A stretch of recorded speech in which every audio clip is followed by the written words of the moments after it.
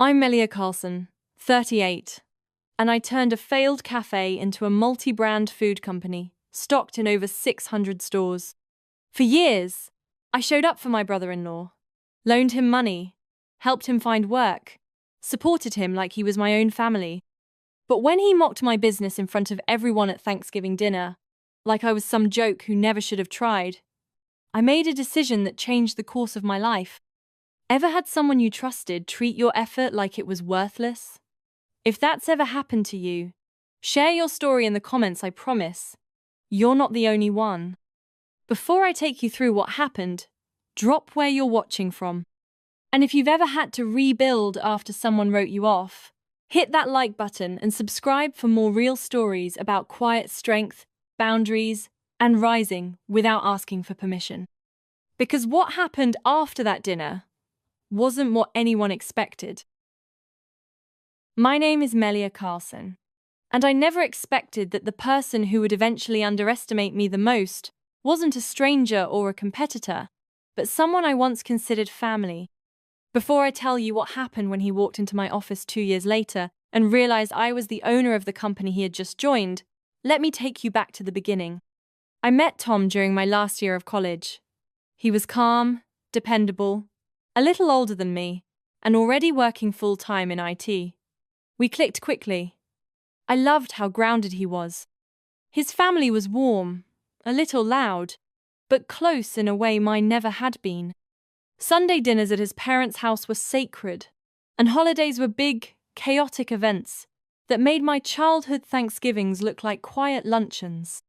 His younger brother Ryan was the opposite of Tom in every way, charismatic, opinionated, and the kind of guy who always had a story to tell. He lit up every room he walked into. At first, I found him exhausting, but over time, I understood why people gravitated toward him. When Tom and I got married, Ryan was our best man. His speech was half jokes, half sincerity, and it ended with him raising a glass and saying, "Welcome to the family, Jules. Just remember, I'm still the favorite."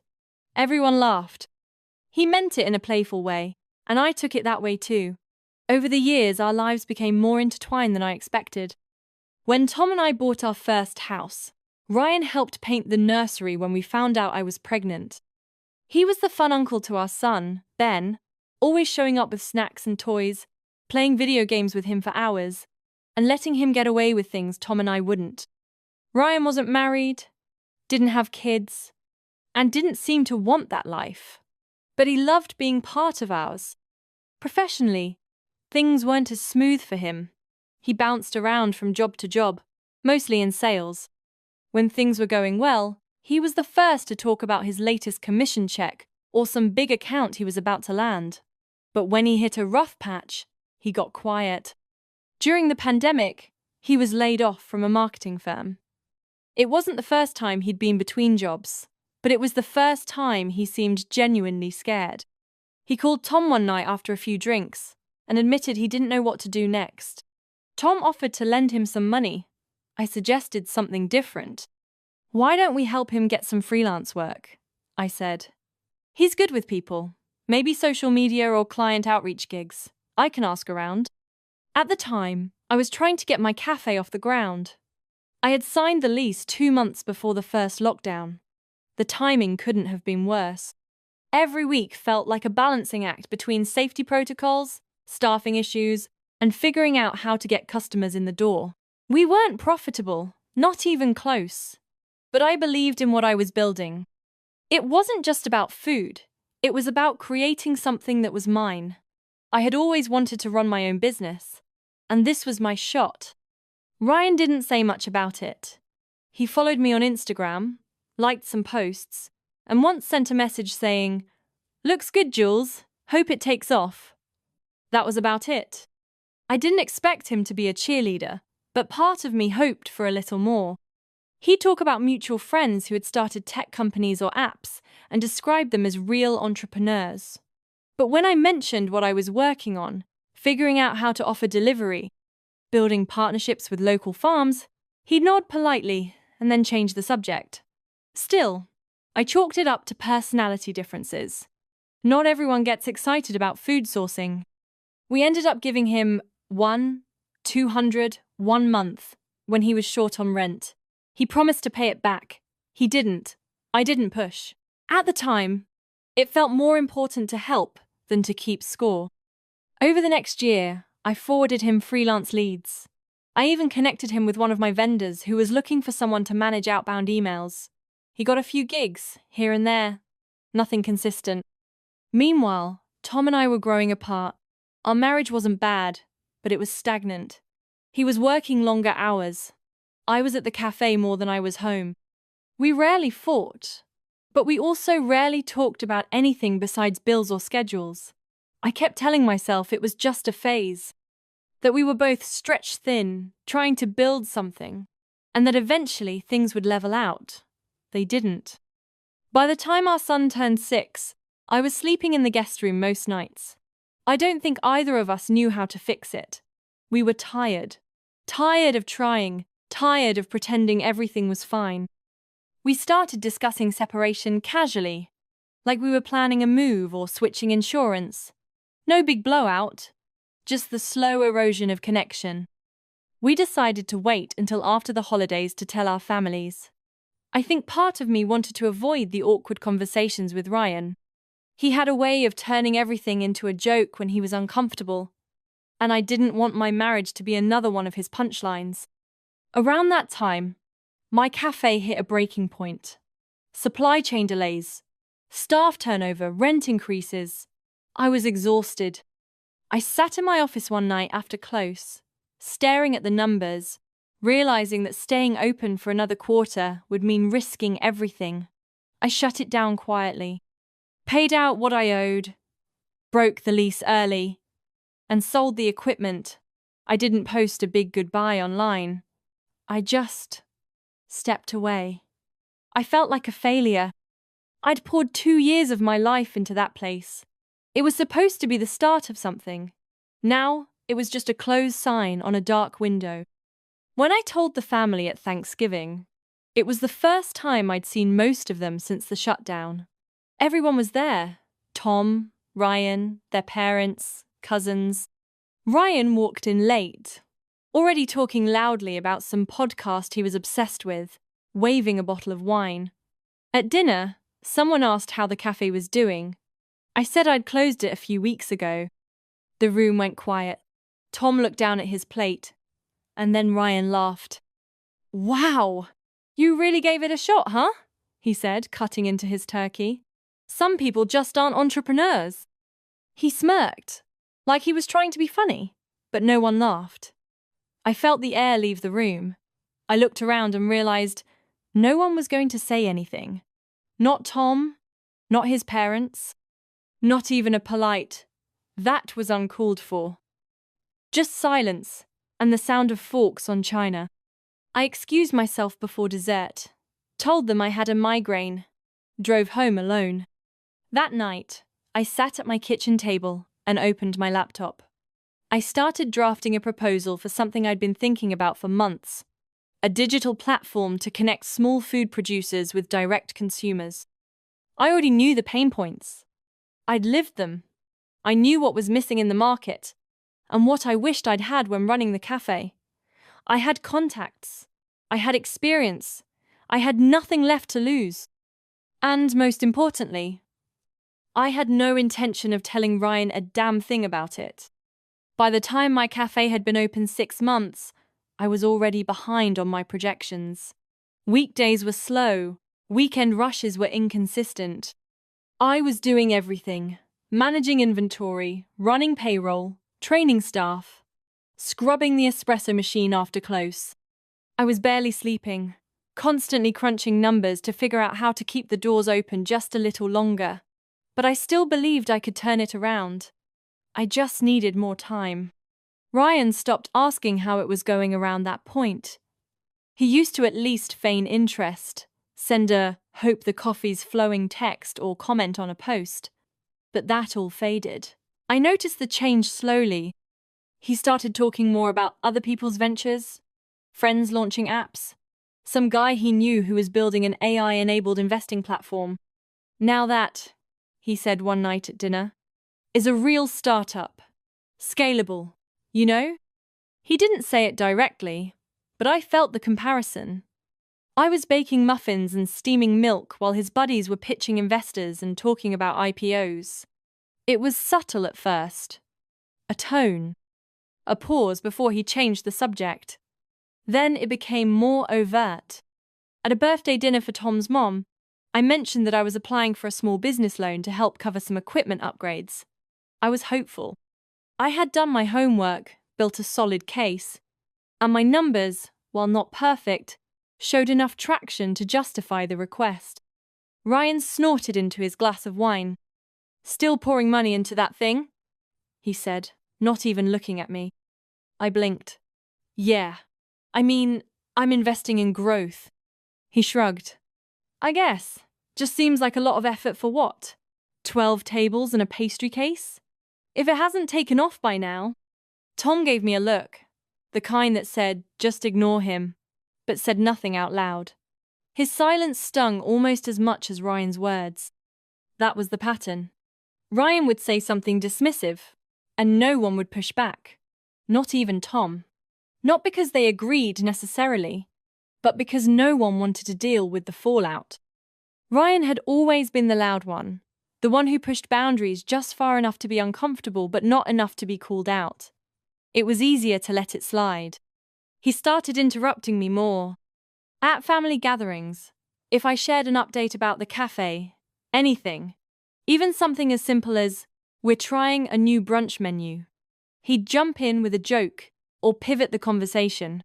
"Millia's still playing restaurant," he'd say once when I mentioned I was doing my own marketing.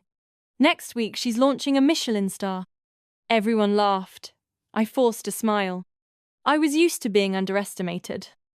I grew up one of 3 daughters in a household where practical careers were prized and anything creative was a nice hobby. Even when I was winning business plan competitions in college, my dad used to say, "Sounds fun, but make sure you've got a backup plan." But hearing it from Ryan, someone I had helped when he was unemployed, someone I had loaned money to, hit differently. I tried to talk to Tom about it once. "Ryan's been a lot lately," I said one night after a birthday dinner. Tom sighed. "You know how he is. That's not a real answer. He doesn't mean anything by it. He's just joking. It's not funny." Tom rubbed the bridge of his nose, like he was already tired of the conversation. "I think you're taking it personally." I didn't respond, but I did take it personally, because it was. Around that time, Ryan started hanging out with a new crowd. Guys he met through a friend of a friend, finance adjacent, early crypto adopters, big talkers. I saw them once at a rooftop bar downtown when I went to meet a vendor. They were all wearing the same uniform. Fitted button-downs, designer sneakers, watches that cost more than my rent. Ryan spotted me across the bar, waved, and walked over. "Didn't expect to see you here," he said, glancing at my plain black flats and messenger bag like I didn't quite belong. "I had a meeting," I said. "Local produce distributor. Trying to get better rates on seasonal items." He nodded vaguely. "Still grinding it out, huh?" Respect. It didn't sound like respect. One of his friends walked up behind him and asked if I was the cafe girl. Ryan laughed. "Yeah, she's in the food game. Real brick and mortar stuff." I smiled politely and excused myself before I said something I'd regret. Later that night, I checked my phone and realized Ryan had unfollowed the cafe's Instagram. He hadn't liked a post in months, but I hadn't noticed. Now it felt deliberate.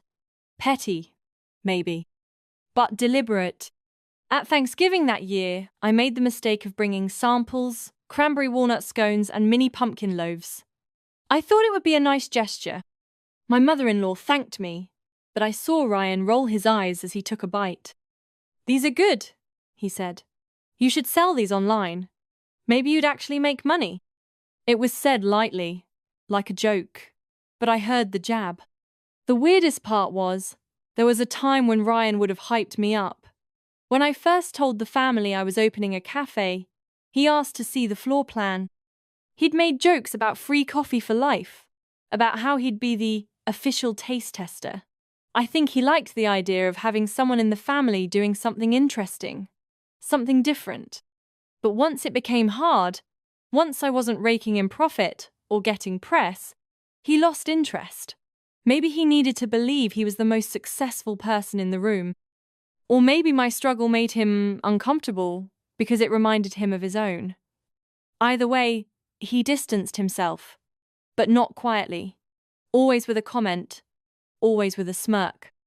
At Christmas, I overheard him talking to one of Tom's cousins about some new startup that had just closed a 4 million seed round. Real innovation, he said. Not just serving espresso to people who want to sit in a cozy corner. I was in the kitchen, scraping burnt cheese off the edge of the baking dish. I didn't say anything. I just kept scraping. What hurt more than anything was how invisible my effort had become. I was working 60-hour weeks, doing the kind of hard, unglamorous work no one saw.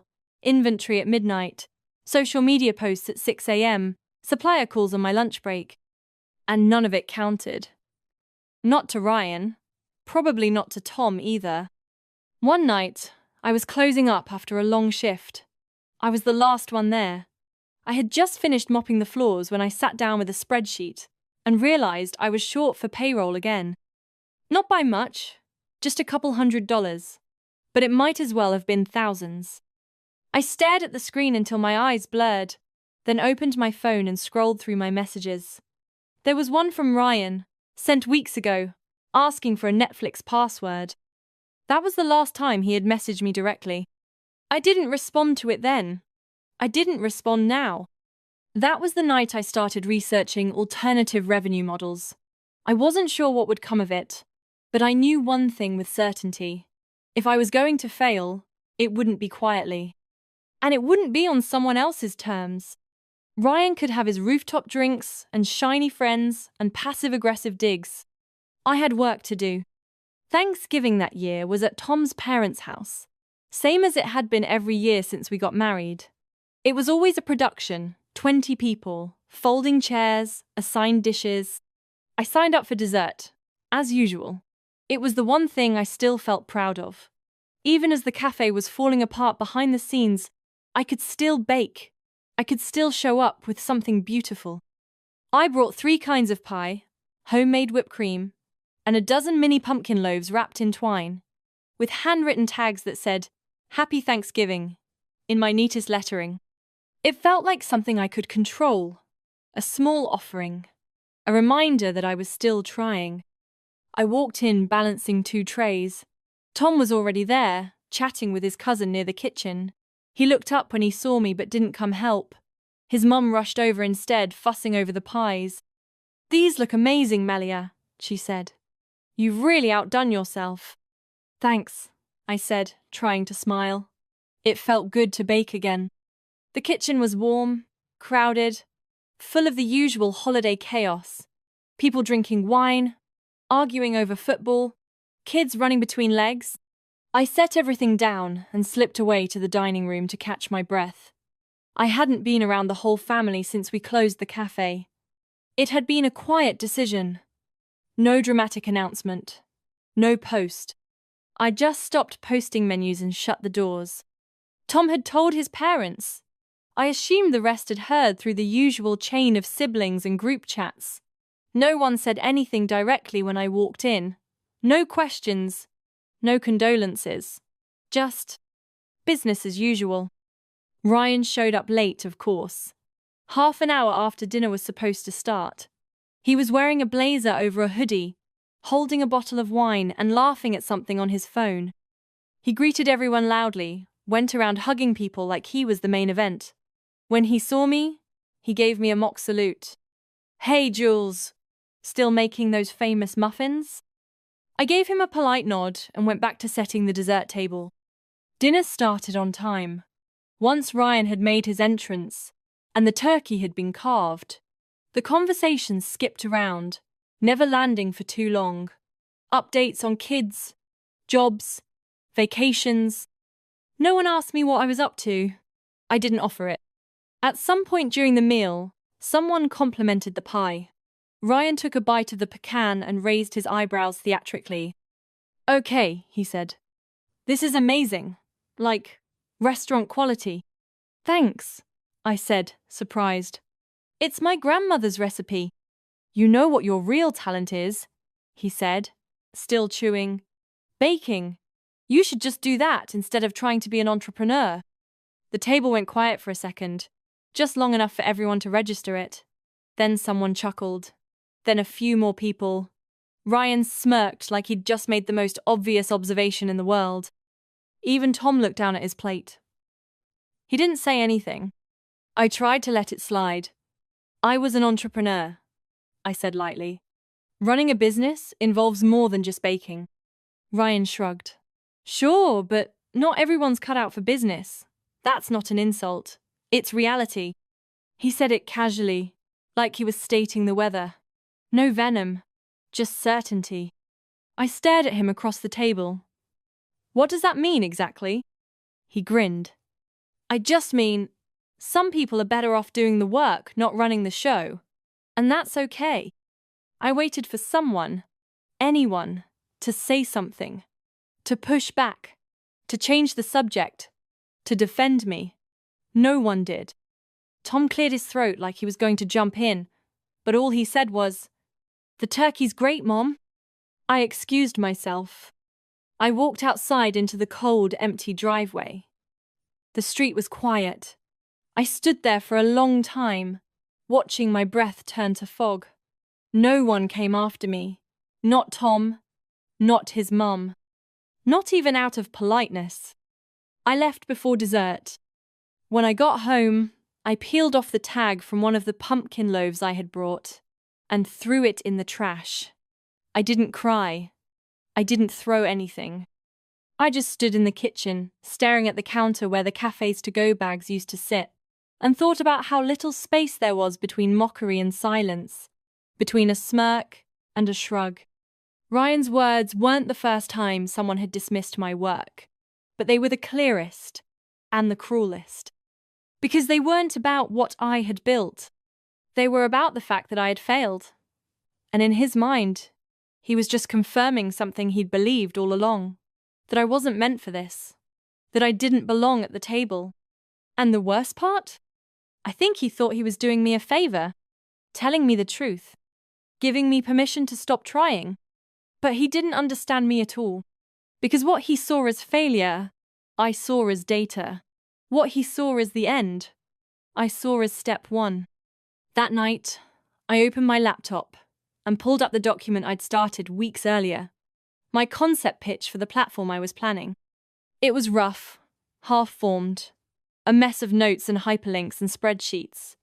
I started cleaning it up, tightening the proposal, outlining market gaps, building a pricing model. I worked until 3 a.m, and by the time I shut my laptop, I had a new working title. Quiet Growth. How to build what no one believes in. It wasn't just a project anymore. It was a promise. I didn't go home right after I left the Thanksgiving dinner. I sat in the car, with the engine off, the cold creeping into my fingers through the steering wheel. The smell of roasted turkey and cinnamon still clung to my coat. I didn't cry. I just sat there, staring through the windshield at the quiet street, watching the light flicker behind the curtains of Tom's parents' house, and trying to make sense of what had just happened. It wasn't just what Ryan said. It was the way no one challenged him. The way the conversation moved on like I hadn't just been insulted at a family dinner by someone who used to borrow money from me. I thought about the night I floated him rent. It had been March of 2020. He'd been let go from his job, and he called Tom late, said he didn't want to ask but didn't know what else to do. Tom looked at me across the kitchen table, uncertain. "We have it," I said, already opening the banking app on my phone. I sent the transfer that night. Ryan texted a few hours later. "Thanks, Jules. I owe you one." That was the last time he ever brought it up. I thought about the freelance leads I sent him, the calls I took during my lunch breaks to help him rewrite his resume. I had even offered to refer him to a few people in my vendor network when he said he was trying to pivot into consulting. I did all of it without expecting anything in return, but I never thought he'd look at me one day and call me a failure to my face. I never thought he'd say it like he was doing me a favor, like confirming his low expectations of me was some kind of kindness. I started the car and drove home slowly. The roads were nearly empty. Half the neighborhood still had their porch lights on. I pulled into the driveway, killed the engine, and sat for another minute before going inside. The house was quiet. Ben was staying overnight with my sister and her kids, and Tom wasn't home yet. I knew he would stay behind to help clean up, maybe have one more drink with his cousins. I didn't expect an apology, but I thought he'd cool. He didn't. I made a cup of tea, let it go cold on the counter, then sat down on the living room floor with my laptop and opened the same proposal I'd been building in pieces over the last month. It was still called Platform Docs, and it still looked more like a brainstorm than a business plan. But it was something. A draft. A beginning. The idea came from what I saw firsthand in the food industry, how hard it was for small producers to survive. The cafe had connected me to dozens of independent farms and artisanal makers, and I saw their struggles up close. High overhead, inefficient distribution, outdated marketing. I kept thinking, if someone could centralize access to local food without making it feel corporate or generic, maybe more of these businesses would last. Maybe mine would have too. I wasn't sure yet what the product would look like, but I knew the pain points. I had lived them. And that night, sitting cross-legged on the carpet in my jeans and sweater with the lights off except for the glow of the screen, I decided I was done trying to explain myself. I wouldn't defend my choices anymore. I wouldn't try to correct the record at the next family dinner, or wait for someone to finally say, "Hey, that wasn't fair what he said to you." I was done trying to be understood by people who weren't listening. When Tom got home, I was still at the computer. He walked in quietly, set his keys down on the counter, and grabbed a water from the fridge. I didn't look up. I waited. "You left kind of suddenly," he said finally. "Yeah," I said. There was a pause. "Ryan was out of line," he added, but his voice didn't have much weight to it, like he was saying it because he knew he should. I looked at him, and you didn't say anything. I didn't want to make it worse. I closed the laptop slowly. "He humiliated me in front of your entire family." Tom sighed. "Ryan's always been like that. He pushes buttons. He thinks he's being funny." It wasn't funny. I know. He made a joke about me not being built for business, about the cafe, in front of everyone, and no one said a word.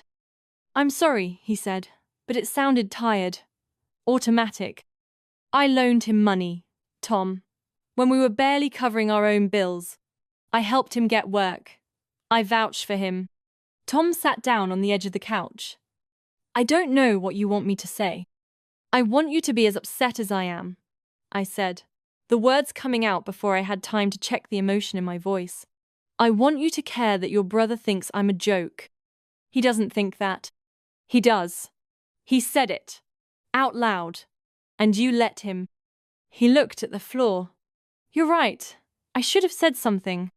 It was quiet for a long time after that.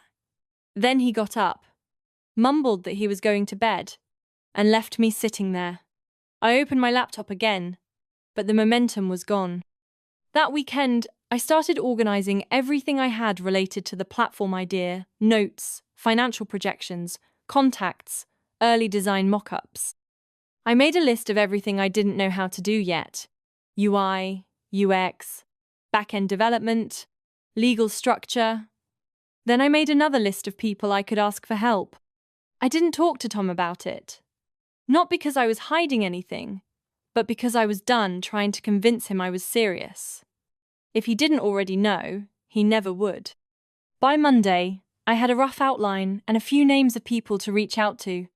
I booked a free consultation with a local tech incubator. I drafted an intro email to a small investor group I'd once met at a conference. I scheduled a meeting with a friend who had experience with MVPs. Every step felt small, but each one pulled me further away from the version of myself I'd been trying to prove to Ryan, or to Tom, or to anyone really. I started waking up earlier again. Not because I had a shift or a supplier call, but because my brain was wired for momentum. For the first time in months, I had it again. The funny thing was, I didn't feel angry. Not in the way people expect. I didn't want revenge. I didn't fantasize about confronting Ryan at some future dinner with a slideshow of my wins. I just wanted distance. I wanted to build something so quietly successful, it would speak for itself. So clearly valuable that no one would be able to deny it, even if they never said a word out loud. I didn't need them to be proud of me. I just needed to stop needing them. So that's what I did. One page, one meeting, one email at a time. I stopped asking for understanding. I started building. I gave myself until the end of December to decide what to do. Either I'd let the dream go entirely, or I'd rebuild it in a way that made sense for where I was. The cafe was done. That part was clear. Even if I'd had the money to stay afloat, I didn't have the will. Running a storefront meant pouring everything into an experience most people didn't think twice about. Clean tables, fresh muffins, warm lighting. It was exhausting. And more than that, it was invisible. No one saw the prep, the payroll panic, the nights I drove across town because a supplier dropped the wrong order. I gave notice to the landlord and negotiated out of the lease with minimal penalties. The kitchen equipment I didn't sell, I put in storage. I kept the best parts, my baking tools, my recipe notes, the content folders from our social media account, and walked away from everything else. No public goodbye, no heartfelt caption, just quiet closure. While Tom and I sorted out the logistics of separating, I started working from home, turning my dining room into a makeshift test kitchen. I wasn't sure what the business would be yet, but I had a direction. My best sellers had always been the pantry items, the spiced nuts, the flavored salts, the jarred sauces. I knew what moved. More importantly, I knew what scaled. I started by setting up a simple Shopify site. I used the name I'd been sitting on since the early cafe days, June Pantry. It felt personal and neutral. I designed the logo myself. I couldn't afford a branding agency, so I hired a freelance designer for 20 hours and used the rest of my budget on packaging samples.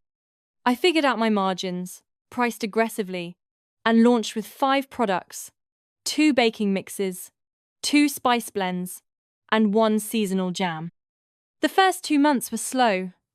I sold to friends, old customers, a few people who still followed the cafe's account. I sent out samples to local food bloggers. One of them posted an Instagram reel that got over 100,000 views. Orders tripled overnight. That was my first lesson. Visibility matters more than effort. After that, I built a calendar of partnerships and giveaways. If I didn't have reach, I'd borrow it.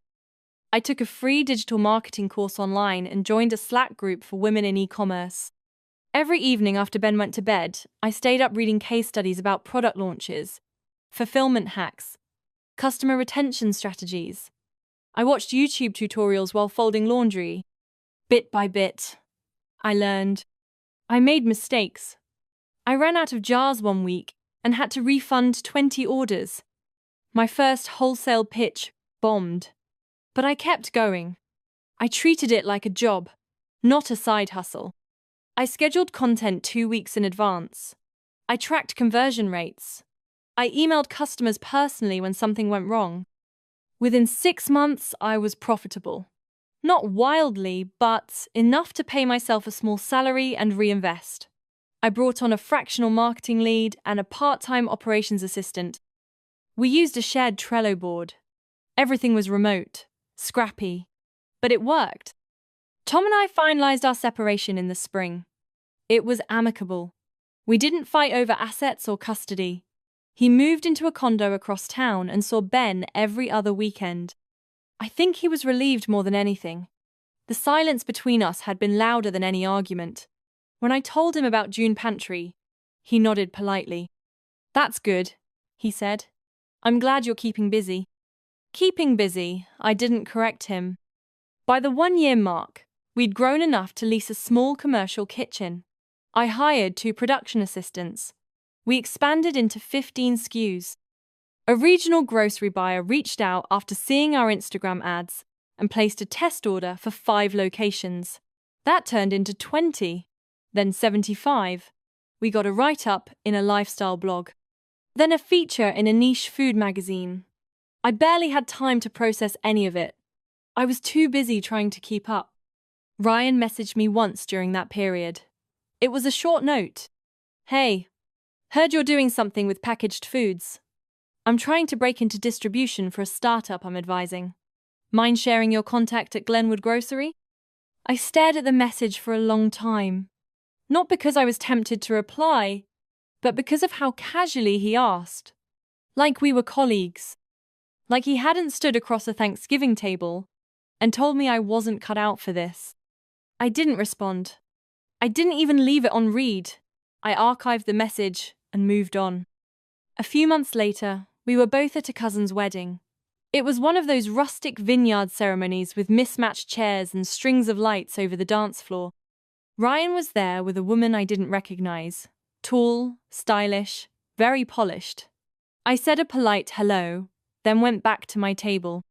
Later, while we were waiting for the bar, he leaned in and said, "So I heard June Pantry is doing well. That's awesome. You really got lucky with that Instagram thing, huh?" I nodded. "Yeah, lucky."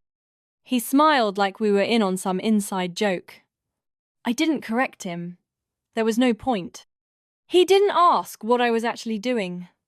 He didn't ask about the grocery partnerships, the expansion, the fact that I had quietly raised a small round of seed funding to support the next phase.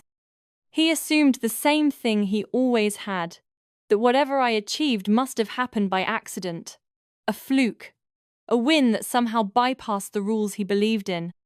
I let him believe it. Letting people underestimate you can be useful. It keeps them from looking too closely. It gives you room to build. By the end of that year, we'd landed contracts with 2 national retailers and were in talks with a third. I brought on a head of sales and moved fulfillment to a third-party warehouse. I gave myself my first real paycheck. Bought new furniture, took Ben on a weekend trip to the coast, and didn't have to calculate how many days I could afford to be offline. It felt quiet. Not glamorous, but solid. I didn't announce any of it to the family. I didn't send links or holiday promo codes. I didn't brag at dinner or correct anyone when they assumed I was still dabbling in food. I just kept working. Because the people who once dismissed you rarely know what they're looking at until your name shows up on a building. And that was coming. The thing about Ryan was, he was always moving. Not forward necessarily, just in motion. 1 year, he was all in on real estate investing. Then it was day trading. Then crypto. Each time he'd show up at family gatherings with a new pitch, a new strategy, a new book he'd skimmed that had completely changed how he saw money. He always talked like he was just one connection away from breaking out. And maybe he believed it. I watched it all happen from a distance. I didn't comment on his posts or ask how things were going. I had learned my lesson. People like Ryan didn't want accountability. They wanted an audience. He launched a podcast during the tail end of the NFT boom, something about disruptive thinking and mindset mastery. I listened to one episode out of curiosity. It was mostly him monologuing about how traditional business models are dead and how the real winners build networks, not products. I closed the tab before it finished loading the next episode. Then came the consulting phase. He branded himself as a startup advisor, posted screenshots of Zoom calls with blurry captions about growth and scale, occasionally hinted at stealth projects in development. He liked being seen as someone who knew things. The details were always vague. Meanwhile, June Pantry kept growing. The grocery accounts expanded. We added new regions. Our SKUs doubled, then tripled. I launched a line of ready-to-bake frozen doughs and partnered with a fulfillment center near Denver to handle the West Coast orders. The team grew to 12, half full-time, the rest freelance. I started using a holding company for expansion. That wasn't a strategic decision at first, it was just cleaner for taxes. But as we moved into acquisition mode, it gave me leverage. Options. We bought our first small brand that year, a family-owned jam company based in Vermont that had built a loyal following but couldn't manage scale. I brought them in under the holding company, kept the original team, and focused on infrastructure. 3 months later, sales doubled. The second acquisition was a food tech startup based in Austin. Niche, underfunded, but promising. They had built software to manage wholesale supply chains for boutique grocery items. The back end was messy, but the IP had potential, and I liked the founder. She was a former chef who'd burned out trying to do it all and wanted out. We struck a quiet deal. I took a majority stake and left most of the public-facing leadership intact. We didn't announce it. No press. Just a quiet legal filing and a new back-end email address. 6 months later, Ryan posted a photo of his laptop on LinkedIn. The caption read, "Excited to be starting fresh with a new team at one of the fastest-growing food tech platforms in the country. Time to build." I recognized the logo immediately. He'd taken a job at the company I had just acquired. He had no idea I was behind it. There was no reason he would. The parent company wasn't public, and I hadn't put my name on any of the external communications. For everyone inside, it was just a quiet shift in leadership and a better budget. I stared at the post for a long time. Then I scheduled a visit. I didn't tell anyone I was coming. Not the regional director, not the ops team. Just booked a flight, checked into a hotel near the Austin office, and sent a calendar invite to the local GM for a routine strategy session. I wasn't going for drama. I wasn't even angry. I just wanted to see it happen. In person. I walked into the office 2 days later, wearing a navy blazer and jeans, holding a black notebook and a small coffee I'd picked up from a cart downstairs. The office was smaller than I expected. Clean, open plan, with whiteboards filled with half-erased scribbles, and someone's playlist echoing faintly from a corner speaker. Ryan was standing near the reception desk, talking to someone I didn't recognize.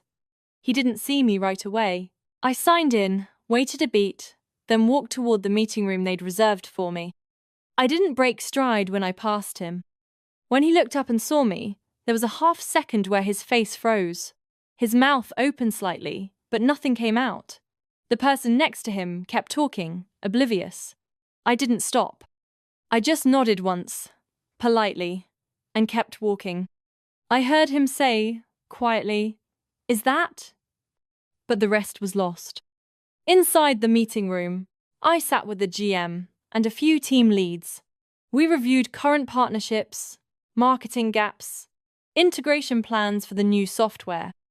I took notes, asked questions, nodded along. I didn't bring up Ryan. Neither did they. It wasn't until lunch that he showed up. He knocked lightly on the glass door, waited for me to look up. "Hey," he said, almost casual. "Didn't realize you were involved here." I smiled. "I'm one of the managing partners." He blinked. "Since when?" "About 6 months." He nodded slowly, like he was still trying to process it. "That's cool. I didn't see any announcements." We kept it quiet, easier for transitions. "Right, yeah." He hesitated. "Well, welcome to Austin, I guess." "Thanks," I said. "It's a good team." He stood there for a second longer, then backed out of the room. I watched him walk away. Later that week, one of the department heads forwarded me a message Ryan had sent internally.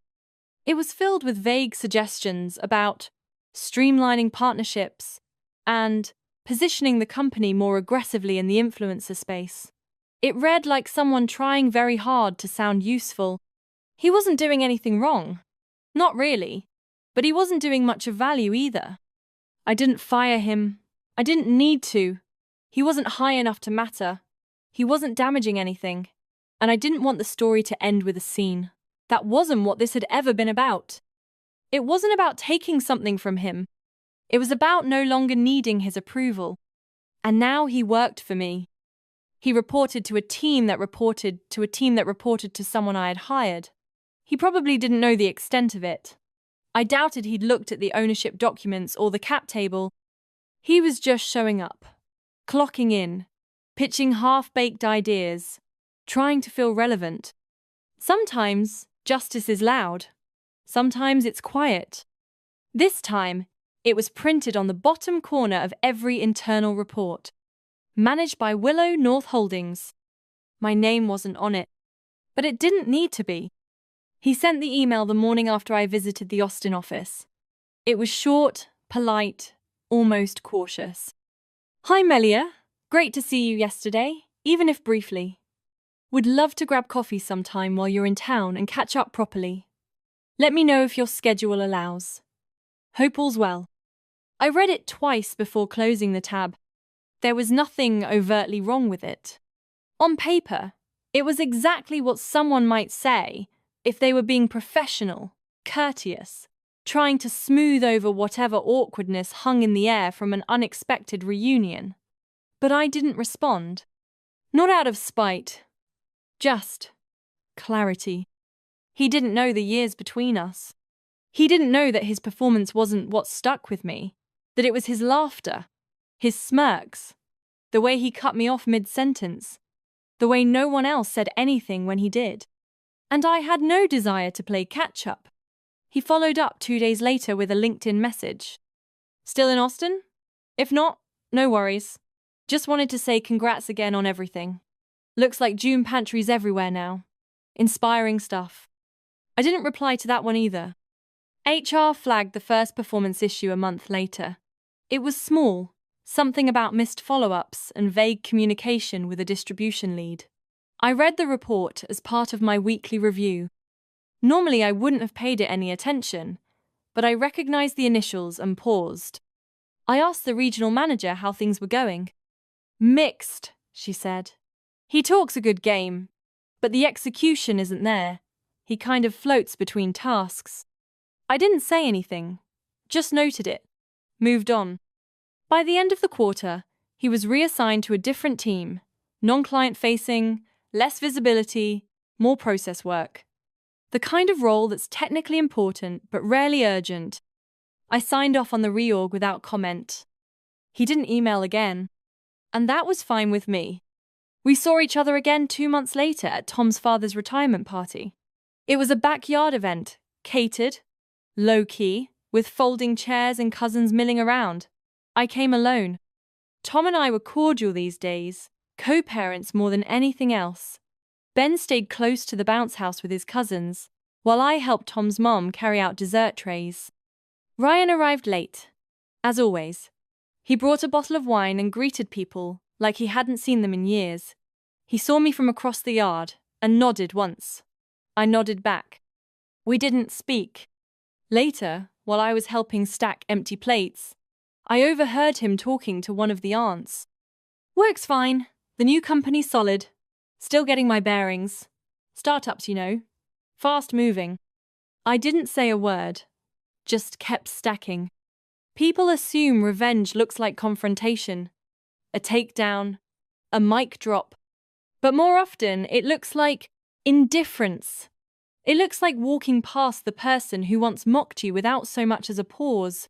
It looks like letting them talk while you go back to building. I never told anyone in the family what happened. I never shared the reports. Never bragged about the acquisition. Never reminded Ryan about the rent I covered, or the calls I took, or the way he used to laugh when I said the cafe would grow. I didn't need to. He knew. Not everything, but enough. Enough to feel the weight shift. At Christmas that year, we ended up at the same table. It was a long, crowded dinner with too much food and not enough chairs. We passed dishes, made small talk about weather and traffic. He asked how Ben was doing in school. I said he was doing great, growing fast. He nodded. I asked about his commute. He said it wasn't bad. We didn't talk about work, or the past, or anything that might turn sharp, and that was enough. Civility, distance, boundaries. It's not the kind of resolution that fits neatly into a story, but it's the one that makes peace livable. I still get reports from his department every other week. His name shows up occasionally, attached to a task, a missed deadline, a follow-up. I read them without emotion, just part of the file, just another line item in a business I built from the ground up. He'll probably never know how close he came to being cut. Not because I wanted revenge, but because performance is performance. But I never pushed for it, never made a call, never sent a note to HR. I didn't need to. He's his own consequence. I just made sure the system was strong enough to let that truth play out. When people ask me now what I do, I just say I run a food company. I don't tell them how it started. I don't mention the cafe, or the Thanksgiving dinner, or the night I sat in my car trying to breathe through humiliation. That story belongs to me, and I don't owe anyone the ending. Last week, I flew to Minneapolis for a retail summit. One of the big chains we work with was announcing a new initiative to highlight women-owned brands, and I'd been invited to speak on a panel. I kept my remarks short, clear, nothing dramatic, just some honest thoughts on sustainable growth and building trust with customers. I said what I always say: stay consistent, own your numbers, don't try to be the loudest in the room. When it was over, 2 founders came up to introduce themselves. They told me they'd followed June Pantry from the early days. One of them asked how I stayed grounded. I just smiled and said, a lot of trial and error. What I didn't say, what I never say in public, is that most of what I built came out of silence, out of being underestimated, out of the quiet space people leave when they decide your story is over. Today, I own 3 brands, each one acquired quietly, each one led by women with deep knowledge and no interest in attention. We're in over 600 stores across the country. Not all the chains are big, but they're steady, loyal. We've built something people come back to, something that lasts. My name is on the founding documents, on the investor decks, on the wall of every headquarters we operate. But I don't use it like a flag. I don't walk in and expect recognition. I found that leadership works better when it's steady, not loud. I make decisions. I write checks. I review strategy. But I don't micromanage, and I don't chase credit. Some people don't get that. Ryan never did. He still works at the Austin Company, still shows up at 9, leaves around 5:30. He hasn't been promoted, hasn't been fired. He's just there.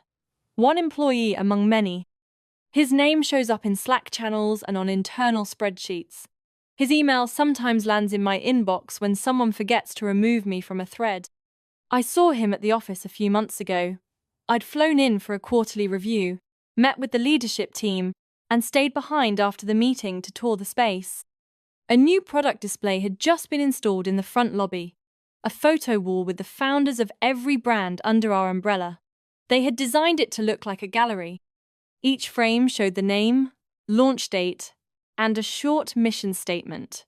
My face was there, mid-left row, professional headshot, navy shirt, neutral background. Underneath, it read, Melia Ames, founder, June Pantry, building better food systems with clarity, trust, and care. I was walking back from the elevator when I saw him standing in front of it. He didn't notice me right away. He had his hands in his pockets and was leaning slightly forward, like he was trying to reconcile something. He wasn't smiling. He wasn't impressed. He looked puzzled, like the math didn't add up. I kept walking. No pause. No comment. He turned his head slightly when I passed but didn't speak. And I didn't stop. Because what was there to say? There's no speech that would make it make sense to him. No version of my journey that he could see as legitimate.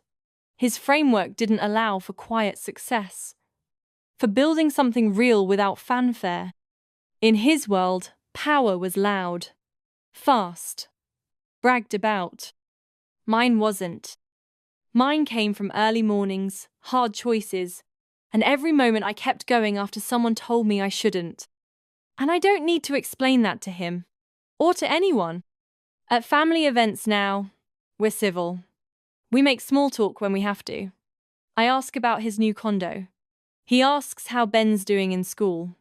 We keep it surface level, safe. There's no edge to it anymore. No warmth either. Tom and I are in a good rhythm. We co-parent well. He's dating someone now, someone kind, from what I can tell. We exchange schedules, photos, updates about school. We're not friends exactly, but we respect each other, and that's enough. Ben is 10 now. He knows I run a company, but I don't think he fully understands the scale of it yet.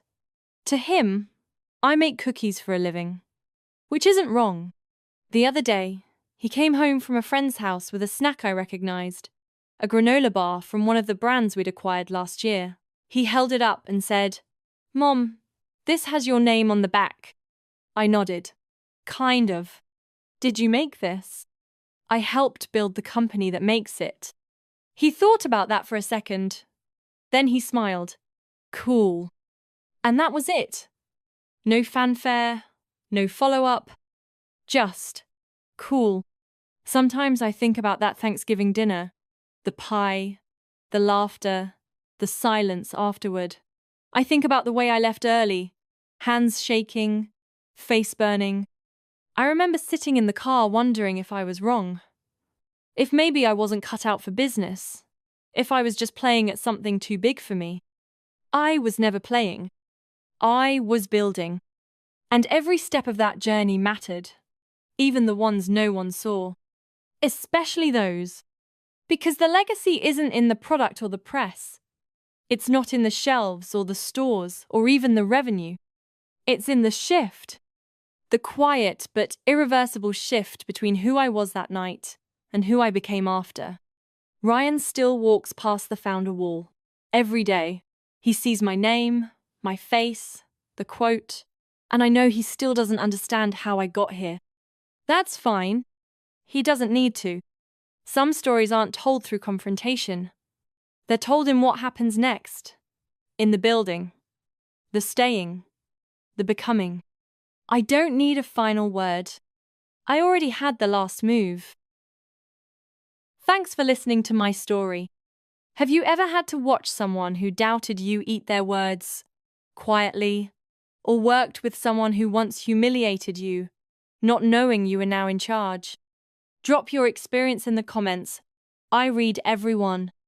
And if you've ever had to rebuild in silence while others underestimated you, hit that like button and subscribe for more true stories about turning the tables without ever raising your voice. You never owe them an explanation. Just results.